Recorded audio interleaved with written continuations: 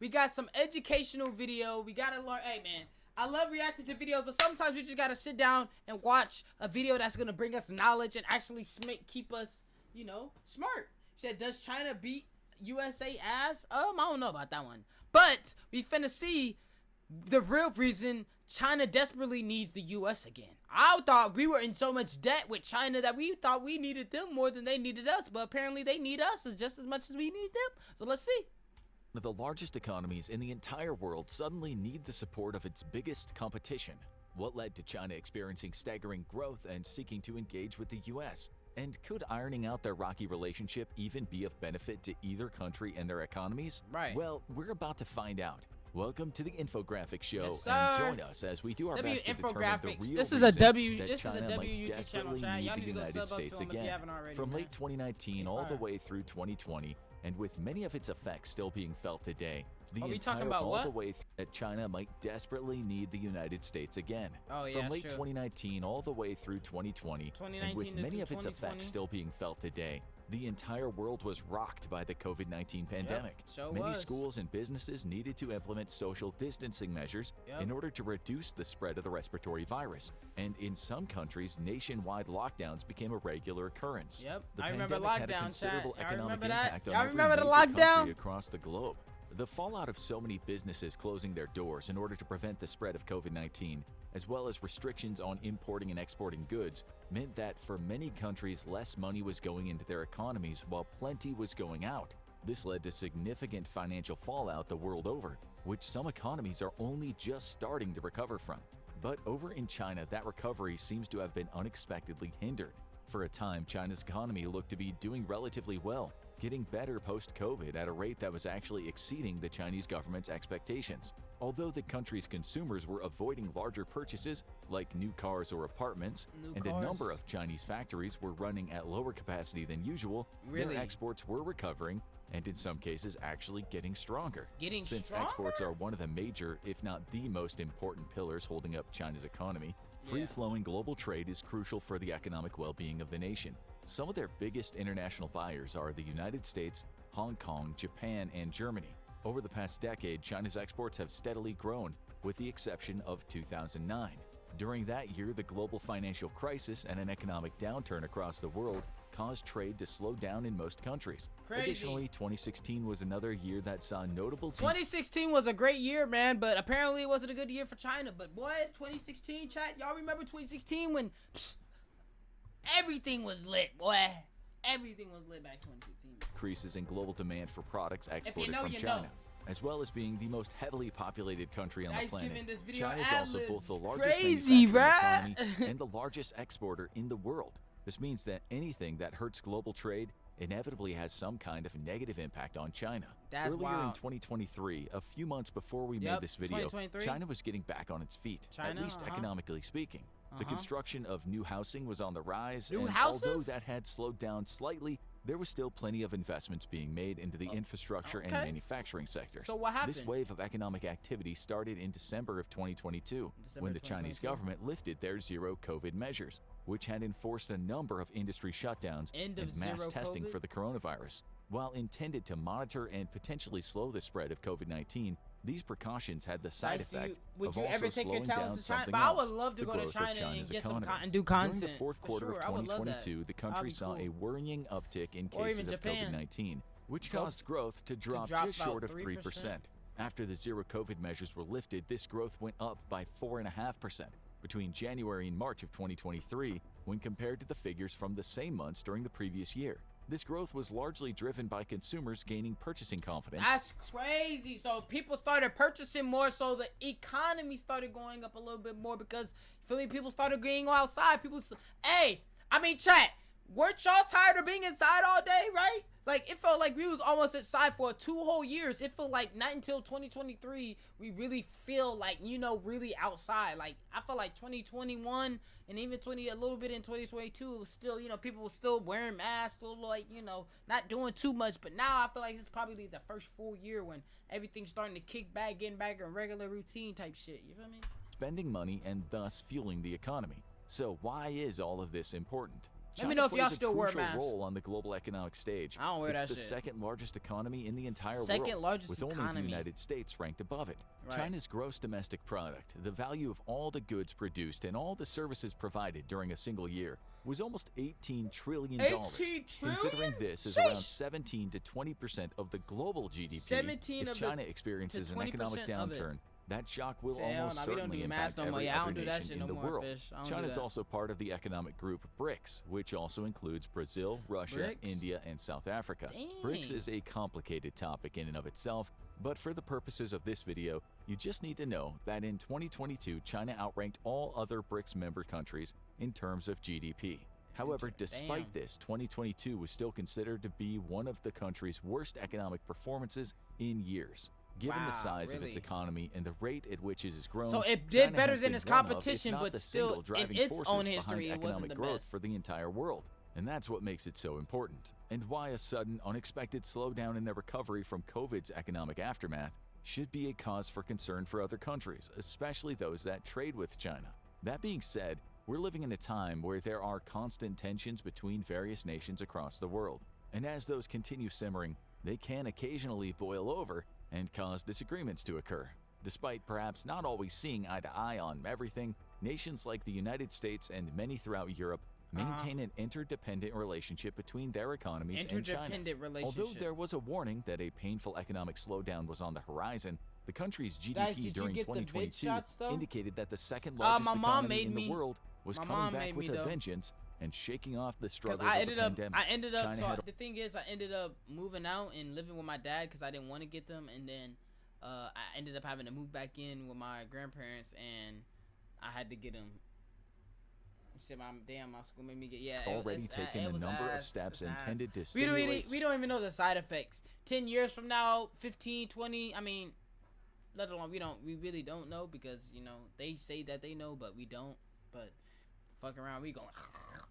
We're gonna be fucked up. Some rapid growth in its fucked economy. up, man. One of the most important investments China has made so far has been in its infrastructure, laying the groundworks for high-speed rail lines to connect the colossal nation, as well as building new highways and bridges. You might think at first that investing all that money in infrastructure wouldn't lead to massive economic growth, and that's partly true, but IRL providing caught easy zombies, access to literally. travel routes can allow workers to Literally, arrive at their bruh. jobs faster, thus making them more efficient. The more efficient, the more profit a company more makes, efficient, in the more theory, profit, yep. and the more that money can contribute to the overall economy. It also serves to make the country's logistics smoother in general, allowing the transport of goods to move at a dead faster ass, pace. bruh, that's like, and bruh. that's not even mentioning the jobs that can be created. All I hear is by BO2 investing in zombies, like, infrastructure. After playing all, a here in my highway head or a right now. high-speed train won't You know, build itself. you remember we You used to need play zombies engineers, with the pack of planners, and punches construction and workers in the order perks. to achieve Used those to drink the goals. perks, All of these factors Juggernog and all that contribute to shit. growing the economy. Additionally, China's primary bank, the People's Bank of China, People's Bank of announced China? to commercial banks that they were permitted to hold slightly smaller reserves against possible losses, which Wow. freed these banks up to lend more to people seeking loans. The effects of these economic policies were also felt on a smaller scale. Wow, when it really? came to traveling or frequenting restaurants, public spending was on the rise. Some hotels were forced to shut down They their had to shut 'em elevators to save down? money amidst the Shut losses down they've the made during the elevators is pandemic. crazy. Now these same establishments, which only saw occasional diners in their restaurants, were now receiving hundreds of customers, with lines of people waiting for a table trailing out the door. However, these hints that the economy was stabilizing were perhaps misleading. There was an Really? increase in consumer spending, but it was uneven. One butcher at Uneven? a street market in Suzhou noticed that his customers were still being frugal, staying highly selective about where and how they spent their money. Where and how Frugality they is of spent their course a money. person's right and down to their own discretion, but this particular vendor, a small business owner, noticed the impact it was having on his sales. However, a catfish vendor within the same Suzhou market had a different experience, as he Catfish? often sold his wares to local restaurants. His business significantly slowed down during the pandemic when local restaurants shut down. Then, once restrictions were lifted, the same clients he'd sold to same- previously were placing came large back? orders once again. That's Those two crazy. different examples taken from businesses within the same marketplace are basically a microcosm. Why did the butcher for what's shop been didn't going do on well, with but the China's fish store economy did? when it comes to how Nigga, I pause, but I like meat way more than fish, man. Fuck that seafood, chat. Y'all let me know in the comments down below if y'all like seafood. I absolutely hate that shit, boy. Besides catfish is good, but Everything else, man, keep that shit to the side, man. I want my meat, nigga. Their money. Money is still changing hands and flowing through the economy, Yes. but it's not happening everywhere. Yeah, that's China's true. economy is getting stronger, but It is? unevenly. Some sectors Really? contributing to the Chinese economy haven't even started to fully recover yet. Another industry Movies? that was hit hard by having to shut its doors during the pandemic was movie theaters. Despite the increasing yet uneven level of consumer spending in areas like food, a whole third of China's movie theaters are yet to reopen. A whole Countrywide third box of- office revenue was down by a staggering 55%, 55%. in March of 2023. I mean, that's not surprising because shit. I just saw the other day that the Marvel's new Avengers movie had to get taken out of the box office because it was doing so bad that it was the worst Avengers movie produced and of all time. They've never seen any numbers as low as it was, bro. It was crazy. I had to pull it out the movie theaters, throw that shit on Disney Plus. Like throwing it on Disney Plus is crazy. You stupid.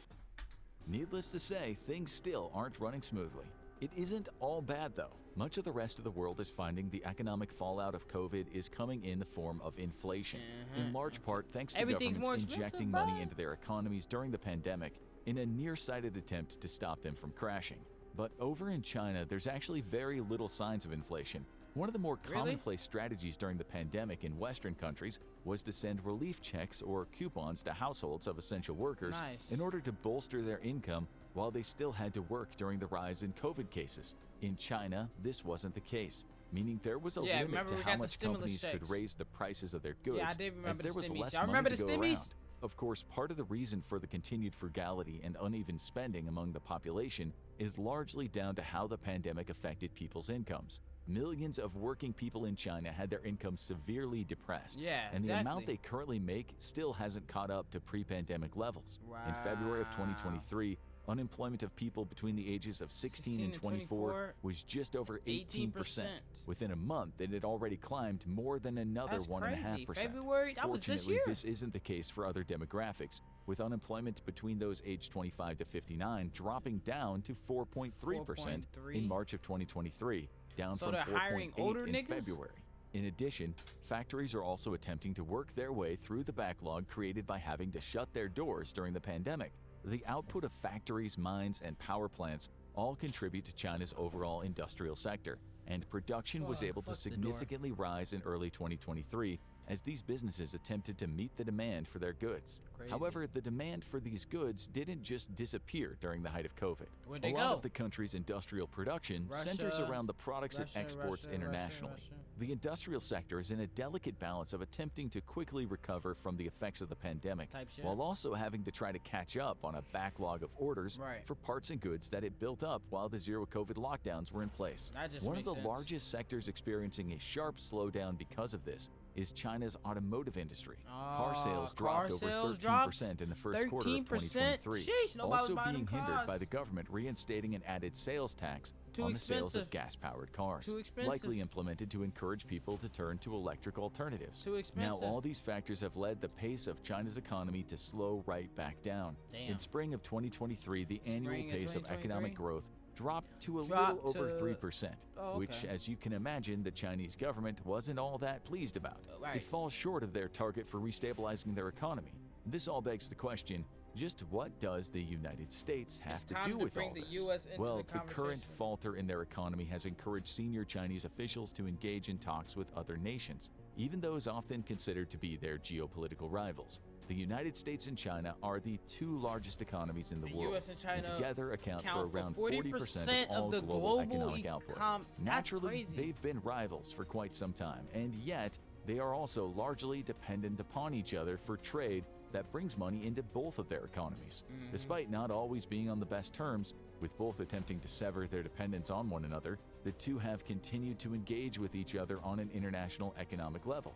Now, though, China has seemingly changed its tone toward the United States. The climate envoy for President Joe Biden, John Kerry, and Treasury Secretary Janet L. Yellen were both invited to Beijing on separate occasions Beijing? for diplomatic meetings with high-ranking Chinese officials. Okay. Similarly, ministers from China are expected to travel to Washington, D.C. in order to conduct further talks on issues like climate change and trade. Seeking to announce to the world that China is open for business, and in order to stoke up its economy, the country's premier and second highest official met with some of the country's biggest tech companies to encourage them to hire more workers, with an emphasis on stirring up more economic growth. There's been an ongoing push by the Chinese government to try and assert greater political control over its tech industry, prompting many Chinese professionals in the field to emigrate. Whereas China's foreign policy has historically held more animosity, this softening in their approach, especially toward the United States, brings with it security concerns. While the more lax policy and friendlier diplomatic relations between the two could lead to the positive change China is seeking for its economy, their previous relationship could be what makes the U.S. reluctant to accept the proverbial olive branch. Recently, China enacted policies that would undermine because they've its been role within beefing, the they global don't supply want to really chain, mess with it. affecting other companies that rely on them for trade. They declared intentions to limit the export of certain rare materials used in the production of semiconductors.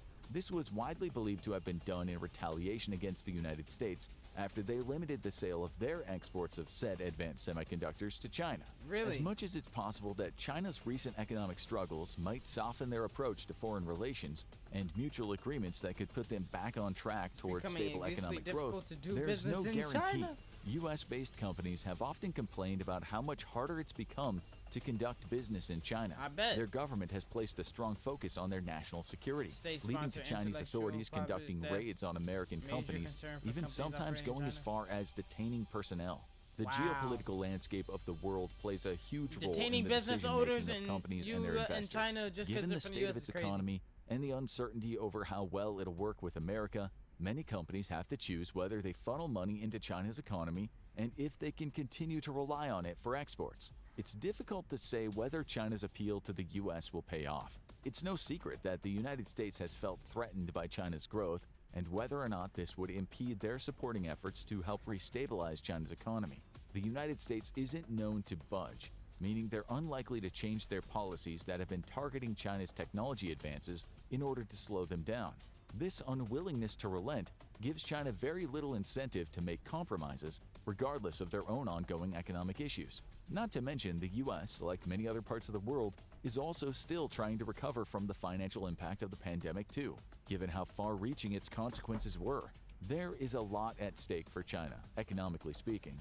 There are millions of jobs within the country that rely heavily on continued global trade and selling goods to other countries. As the world's largest trading nation, it falls to China to ensure that they're allowing the systems of global trade to continue to work. However, even if they are trying to play nice with the United States, there's always the concern that the U.S. won't want to reciprocate. Right. Now check out why China will never subscribe.